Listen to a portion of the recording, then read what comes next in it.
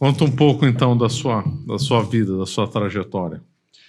Bom, eu tenho 42 anos, sou casado, tenho 4 filhos e durante 22 anos da minha vida eu fui protestante.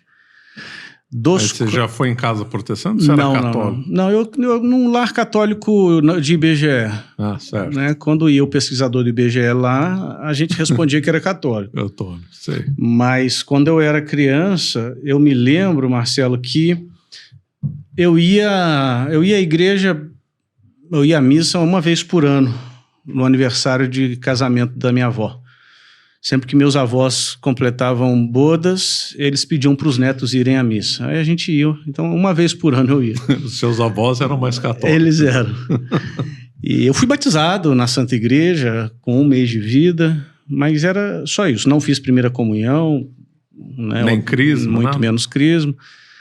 E com 16 anos de idade, eu me torno protestante. A convite de uma pessoa, inclusive uma pessoa muito querida, me convida para assistir apresentações natalinas do coral da igreja, uma igreja histórica, a Igreja Presbiteriana do Brasil. E eu vou e começo a assistir, começo a gostar, faço amizade com jovens da igreja, e a mensagem do pastor era muito impactante. Era muito impactante, e era uma mensagem essencialmente bíblica, até onde o protestantismo consegue chegar. Eu quero dizer, dentro daquilo que era o universo deles, teológico, era uma mensagem honesta, uma mensagem focada na conversão de corações. Eu costumo dizer que nessa época, quando eu tinha 16 anos, enquanto a Igreja Católica, eu estudava numa escola católica, né? E nas aulas de religião a gente aprendia que tinha que amar a Mãe Terra. Então, enquanto a gente aprendia a amar a Mãe Terra, o pastor dessa igreja falava: você é pecador, você precisa se arrepender e crer em Cristo. Era essa a mensagem dele. Isso fez sentido para mim. Então, aos 16 anos, eu começo a frequentar a igreja presbiteriana por iniciativa. Sem oposição dos pais? Teve uma pequena oposição, sobretudo da minha mãe, porque minha mãe ela era uma católica que naquele período ela não estava praticando, mas era uma católica de coração. Então, ela ficou muito brava, muito aborrecida que eu comecei a frequentar a igreja presbiteriana. Ela dizia que era uma igreja com características de seita. Ela dizia que era uma igreja muito endogâmica quase, né?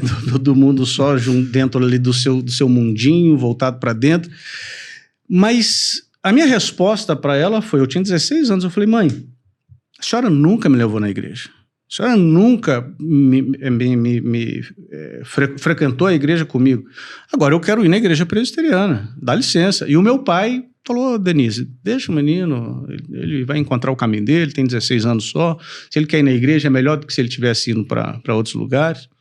E minha mãe ainda disse uma coisa que eu não sabia, mas mostrou-se profética. Ela falou assim: pode ir, vai, um dia você vai voltar para a igreja católica. Aí voltou, né? 16 anos de idade, ela falou isso. Mas isso não passava pela minha cabeça de forma nenhuma, porque eu me apaixonei muito pela igreja presbiteriana, pela teologia calvinista. A igreja presbiteriana é de linha calvinista, né? Pela teologia calvinista. E logo que eu entrei na igreja, Marcelo, eu comecei a ser professor da escola bíblica dominical, que é uma atividade que eles têm, né? Como o próprio nome já diz, aos domingos eles se reúnem para estudar a Bíblia. Eu era professor, eu fui líder de grupo de adolescentes. Então você foi bem atuante. Grupo de jovens, bem atuante. Líder de grupo de adolescentes, de jovens. E eu fui tesoureiro do conselho missionário. Tinha um conselho lá das missões que enviava dinheiro para missionários ao redor do mundo. Eu fui tesoureiro do conselho missionário.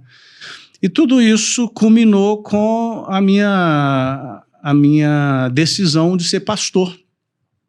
Então, eu fui conversar com meu pai, falei que eu queria ser pastor. Eu era novo, eu tinha 18 anos, falei que queria ser pastor. Meu pai falou: você é muito novo, meu filho, você não sabe a responsabilidade que é ser um pastor. Vai primeiro fazer uma faculdade. Se depois da faculdade você ainda quiser ser pastor, aí eu te apoio. E aí eu acatei, né, a orientação dele, eu fiz jornalismo na Universidade Federal de Juiz de Fora, que é onde eu sou nascido e criado em Juiz de Fora, né, e lá tem a UFJF. Me formei em comunicação social, com habilitação em jornalismo lá, e quando eu me formei, eu fui conversar com meu pai de novo. Ele falou, mas você ainda quer ser pastor? Você ainda está com essa ideia na cabeça? Ele esperava que você tivesse desistido. Exatamente, exatamente. Eu falei, não, pai, eu quero. E aí eu fui para Campinas, aqui no interior de São Paulo, aqui. Eu fiz o Seminário Presbiteriano de Campinas, Seminário Presbiteriano do Sul, que é o primeiro seminário protestante da América do Sul. Ele foi fundado em 1888, ou seja... Os primeiros protestantes a chegar oficialmente foram os presbiterianos, né? Ou isso tem divergência? Não tem divergência. Eu acho que os presbiterianos foram os segundos. Se eu não me engano, como fruto de movimento missionário, foram os congregacionais, se eu não me engano. É óbvio que antes disso, com a vinda de Dom João VI para o Brasil em 1808, muitos protestantes anglicanos vieram para o Brasil como fruto de uma abertura comercial com a Inglaterra. O senhor sabe disso bem melhor do que eu. Claro, antes teve, né, os protestantes holandeses. Os holandeses. Inclusive houve calvinistas no século XVI, lá no estado, lá na Guanabara e tal. Mas como movimento de missão, se eu não me engano, foram os congregacionais os primeiros e os presbiterianos foram os segundos. O primeiro missionário presbiteriano no Brasil foi Archibald Green Simonton. Ele chegou no Brasil em 1859, ou seja, 30 anos antes da proclamação da República, chega o presbiterianismo aqui no Brasil.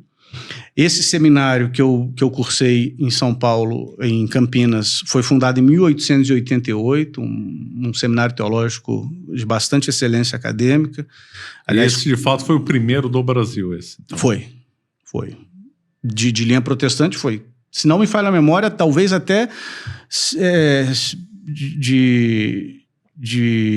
da América Latina, talvez. Mas do Brasil, o seminário protestante foi com certeza esse, 1888. E eu faço o seminário lá em Campinas, e quando eu me formo no ano de 2009, finalzinho de 2009, e no dia 30 de outubro de 2010 eu sou ordenado pastor. E essa data, 30 de outubro, foi escolhida para fazer referência ao aniversário da Reforma Protestante, que seria celebrado no dia seguinte, dia 31 de outubro. Então, eu fiz o seminário, fui ordenado pastor e fui pastor durante 10 anos. Com muita dedicação. Lá em Juiz de Fora, sempre Juiz de Fora. Não, eu fui pastor em Botucatu. Botucatu no interior de São Paulo. No interior de São Paulo, Botucatu, em Juiz de Fora. A maior parte do meu ministério foi em Juiz de Fora. E depois eu fui para o Rio de Janeiro e a minha conversão à Santa Igreja se deu no Rio de Janeiro, quando eu era pastor lá em Ipanema. Que ano foi? Foi em 2019. Então você ficou 10 anos como pastor. 10 anos como pastor. Foram 10 anos que eu trabalhei com muita inteireza de coração, sabe, Marcelo? Eu fiz o que fiz com sinceridade, acreditando naquilo que eu fazia. Chegou um momento que eu não acreditava mais. E quais foram os gatilhos? Qual que foi a virada? Como é que foi a virada? Foram alguns. Mas antes de te falar o primeiro gatilho, eu preciso falar para você, mas principalmente para a audiência, como que é a historiografia protestante. Porque a historiografia protestante é a seguinte: Jesus se encarnou, viveu uma vida perfeita, morreu na cruz para nos salvar, ressuscitou o terceiro dia, subiu aos céus, derramou o Espírito Santo sobre os apóstolos se espalham anunciando a mensagem de Jesus, e a igreja é fiel no século I, no século II, no século III. No século IV, com a conversão de Constantino, a igreja se degenera. Esse é o termo que os protestantes usam. A igreja se corrompe. E a igreja entra numa espiral descendente de corrupção que se inicia no século IV e vai só piorando no século V, VI, VII. É a lenda da igreja constantiniana. Exatamente. E como é que era visto os primeiros papas lá? Mas isso assim, a lenda da igreja, isso, Marcelo, é importante dizer que esta é a historiografia oficial dentro do protestantismo. Isso que eu estou falando consta em livros acadêmicos de história quando o autor é protestante, quando o historiador é protestante. E aí, até o século XV, a igreja estava num estado de putrefação, de absoluta incapacidade de qualquer tipo de renovação, e Deus envia Martinho Lutero, João Calvino e outros para, até desculpa ser jocoso aqui, mas no seu cavalo branco resgatar a mensagem pura do evangelho que tinha sido sequestrada pela maligna Igreja Católica. Era isso que eu cria e era isso que eu ensinava. Ou seja, século I, II e III, a igreja tinha sido fiel. Século IV para frente, a igreja se corrompe. De tal modo que todo o esforço da reforma, toda vez que eu falar reforma, gente, é entre aspas, tá? Porque não foi reforma o que aqueles teólogos protestantes fizeram. De tal forma que o esforço da reforma foi simplesmente um retorno ao cristianismo original, ao cristianismo do século I, II, III. Essa é a narrativa oficial e é uma narrativa bonita. É uma narrativa assim que seduz, né? Que seduz. Dos desavisados, né? Né? Exatamente, ela seduz. Aí você perguntou qual foi o gatilho. Só um parênteses, como é que eles viam os primeiros séculos? Já que tinha papas, né? Então... Como é que eles explicam? São Pedro, São Lino e outros? Não se considerava papas, considerava meramente bispos de Roma. Mas isso não quer dizer nada. Até porque, certa vez, um pastor protestante famoso, Augustus Nicodemos, não sei se você já ouviu falar, acredito Ele que está sim. circulando aí na internet. Né? Ele foi questionado sobre... Porque na igreja presbiteriana não tem bispo. A igreja presbiteriana só tem presbíteros, daí o nome, presbiteriano. Tá. Ela não tem bispos. A igreja presbiteriana é governada por um colegiado de presbíteros. E quando você pega a literatura patrística do século II, você já vê lá o sistema episcopal muito bem definido e estruturado, né, muito bem avançado. E aí uma pessoa pergunta para ele, pastor Augustus, como que já no início do século II a gente vê na literatura patrística o sistema episcopal? Porque na igreja presbiteriana não existe bispo, né? E a resposta dele foi, isso aí foi fruto de disputa de poder que aconteceu quando o último apóstolo morreu. Ou seja, então na cabeça deles, na narrativa oficial, quando o último apóstolo morre, a igreja já começa a degringolar-se. Eu era tradutor, ainda sou, né, mas hoje eu não trabalho mais com isso, eu era tradutor consecutivo. Né? Tradutor consecutivo é aquele que sobe no palco junto com o palestrante gringo, aí ele fala, eu traduzo. Ele fala, eu traduzo. Eu estava em Campinas. Sempre americano ou vem de outras nacionalidades? Olha, eu só traduzo em inglês, né? Então, eu só trabalhava com americano. Teve uma vez que eu trabalhei com um pastor camaronês, mas foi bem difícil de entender o inglês dele. Mas veio um pastor, Marcelo, batista, norte-americano, pregar aqui no Brasil, isso no ano de 2015. Ele foi pregar lá em Campinas, aliás, e eu seria o tradutor dele. E eu tinha por hábito sentar com os pastores que eu iria traduzir, com os palestrantes, para conversar sobre a palestra deles, para saber se tinha algum conceito que eu não conhecia, alguma palavra que eu não conhecia. Isso pode acontecer. E a gente sentou para conversar e, de repente, a gente começou a conversar sobre batismo infantil. Por quê? Eu era presbiteriano e presbiterianos batizam crianças. E ele era batista, e batista não batizam crianças. Tem gente que acha que todos os protestantes não batizam crianças. Não, muito pelo contrário. Os primeiros protestantes batizam crianças, os presbiterianos, os luteranos, os anglicanos. A questão de não batizar criança surge a posteriori.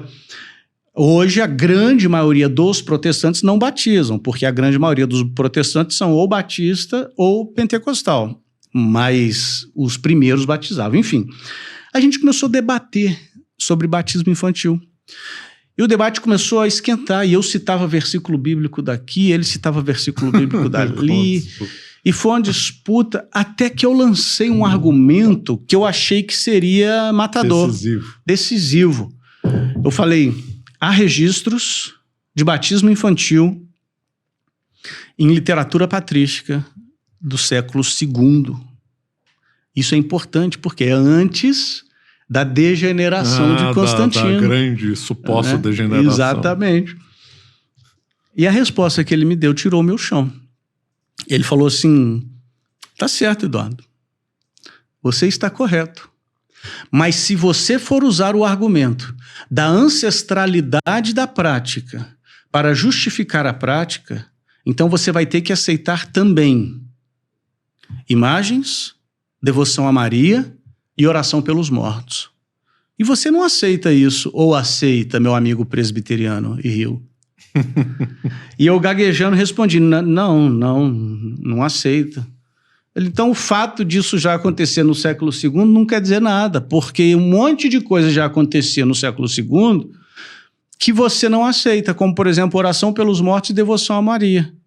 Aquilo me tirou o chão, porque eu não fazia ideia que essas práticas eram tão antigas quanto o século II. O que me tinha sido ensinado e o que eu ensinava para as pessoas é que essas práticas supostamente heréticas, né, práticas supostamente heréticas não são heréticas, são absolutamente ortodoxas, né, são absolutamente corretas.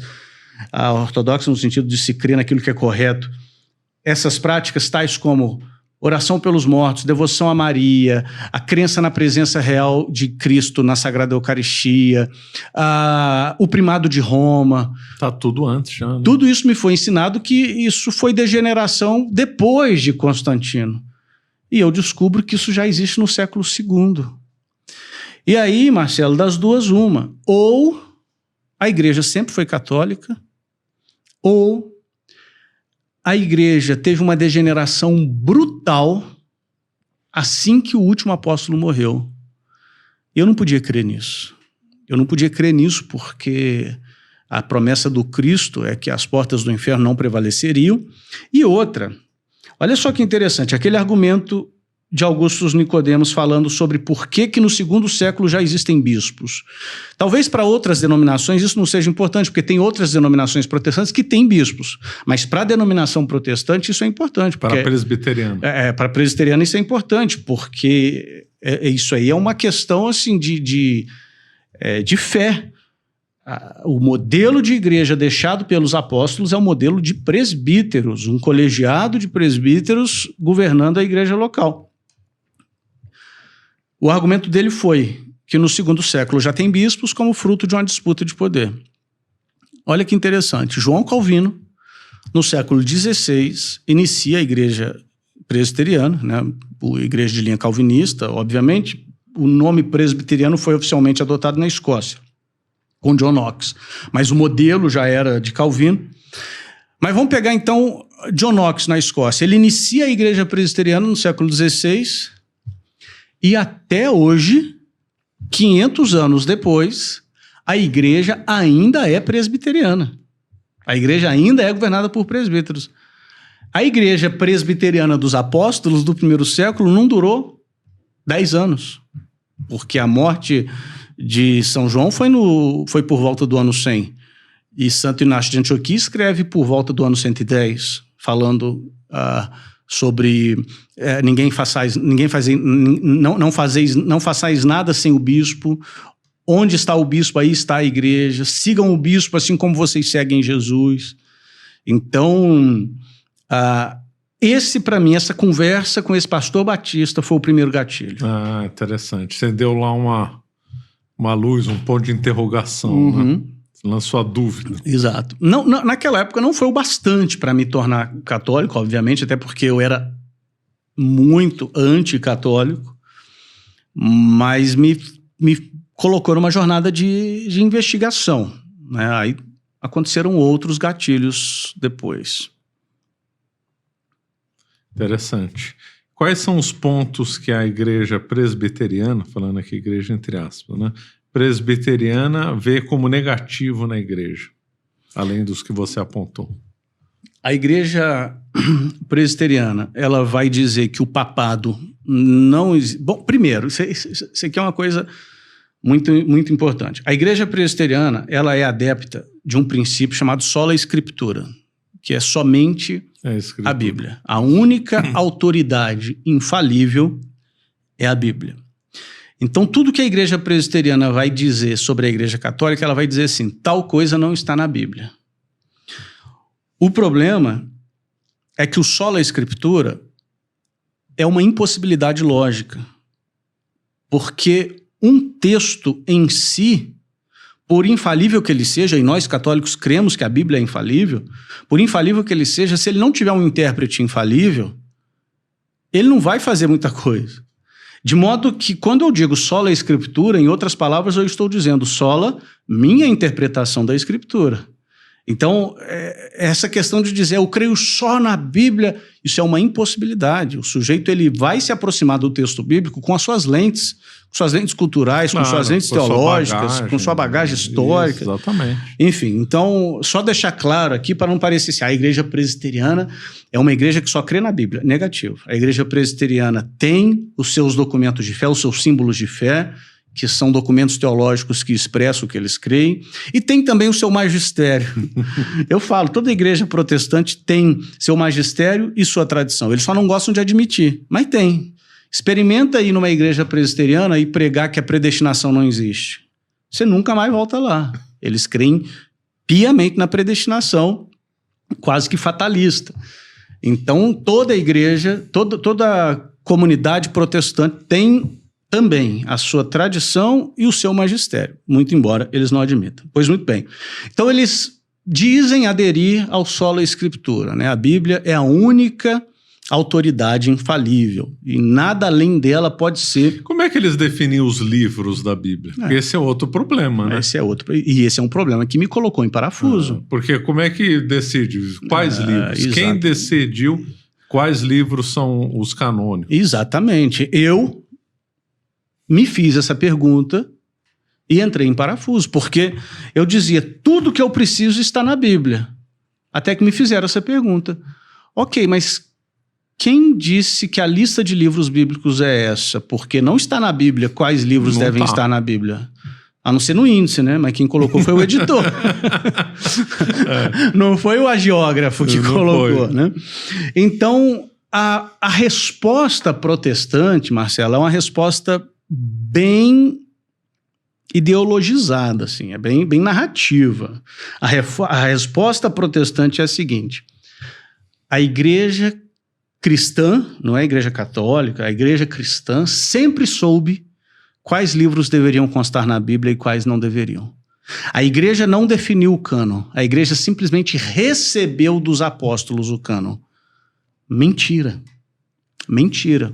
Essa é a resposta protestante para dizer que não é necessária a autoridade da Igreja Católica para definir o cânon.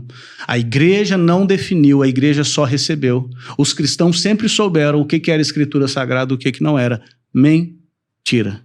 Mentira. E há também uma outra contradição, porque se eles dizem que a igreja se corrompeu, que é tudo decadente, como acreditar nesses livros? Mas, Marcelo... É uma contradição atrás da outra. O que você está falando aí é o que me deixou em parafuso. O que você está falando aí foi o que me colocou para pensar, e eu ficava desesperado. Eu falava, gente, eu sou pastor, não posso largar isso. Eu era pastor de tempo integral. O meu sustento, a minha família, a minha identidade, tudo dependia disso. Mas aí eu caí numa dessa aí, ué. Se Constantino corrompeu a igreja, como que eu posso crer no cânon bíblico que foi definido depois de Constantino? Mas, de novo, a resposta mequetrefe era essa. A igreja sempre soube o que era canônico e o que não era. E isso é mentira. Até para quem está nos assistindo, A gente pode admitir que, por exemplo, o Evangelho de São Lucas sempre foi aceito pelos cristãos. As cartas proto-paulinas sempre foram aceitas. Mas e as cartas deuteropaulinas, que houve muito debate? E o livro, a Carta aos Hebreus, que até hoje ninguém sabe quem é o autor, e foi muito debatido se Hebreus entraria ou não no cânon. Apocalipse de João nem se fala. Apocalipse de São João nem se fala. Quase que não entra no cânon. Entrou porque Agostinho fez quase que um lobby. Né?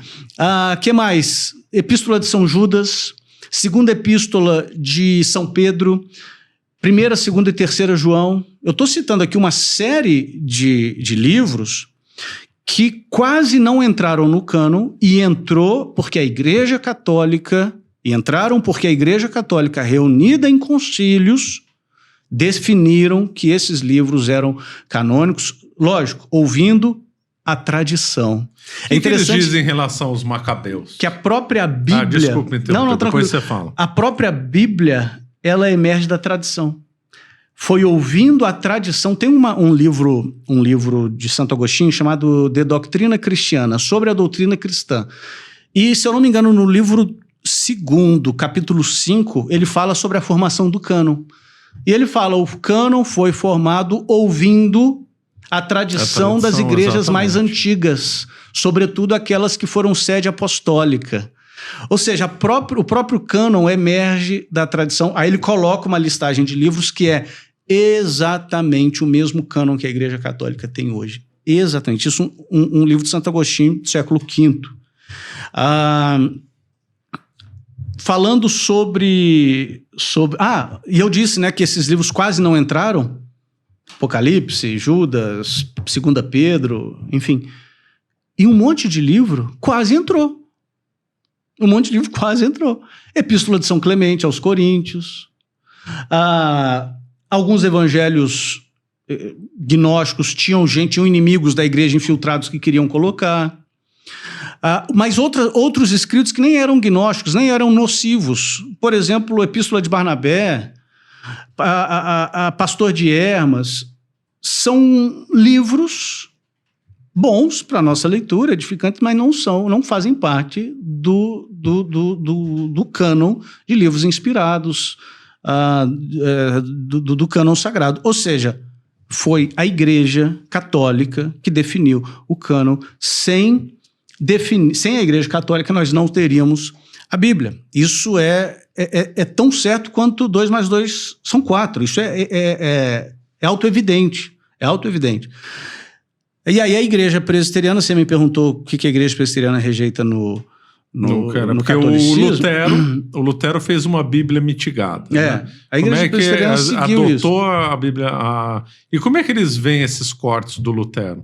Então, eles subscrevem, né? Mas com qual razão? Porque o Lutero achou que está certo? Não, segundo Lutero, o cânon do Antigo Testamento não deveria conter os livros deuterocanônicos que foram escritos em grego naquele período em que a Palestina estava sob o domínio de Alexandre o Grande.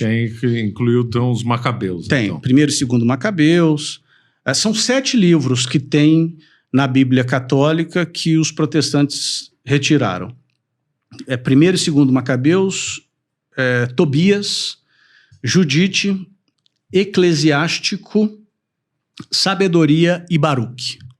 São esses 7 livros. Por quê? Porque esses 7 livros não constam no cânon judeu de hoje. Porém, 2 problemas. O cânon hebreu de hoje, o cânon judaico de hoje, foi definido depois de Cristo. Existe aí uma lenda, né? Os protestantes dizem que na época de Cristo, os judeus já sabiam quais livros compunham o cânon deles. Mentira! Existia, por exemplo, os essênios tinham um cânon próprio, os fariseus tinham outro cânon, os saduceus tinham outro cânon. Existiam muitos debates acerca de quais livros eram canônicos ou não. E o cânon hebreu, o cânon judaico de hoje, porque o argumento do protestante é o meu Antigo Testamento é o cânon judaico. Ora, e daí? O cano judaico foi definido depois de Cristo, e depois de Cristo quem tinha autoridade para definir o cano era a Igreja Católica. Não eram mais os judeus, os hebreus.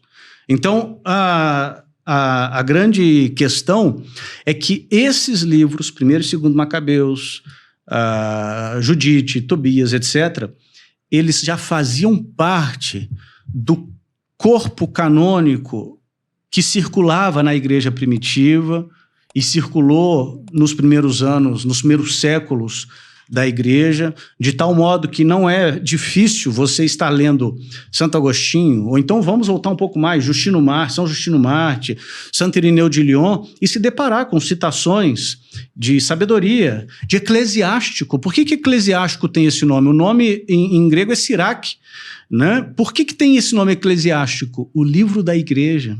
De tão amado que esse livro foi pelas igrejas dos primeiros séculos, passaram a chamar esse livro de eclesiástico. Você acaba de assistir um corte do Caravelas Podcast. Na tela está aparecendo o episódio completo e outro corte. Muito obrigado pela atenção.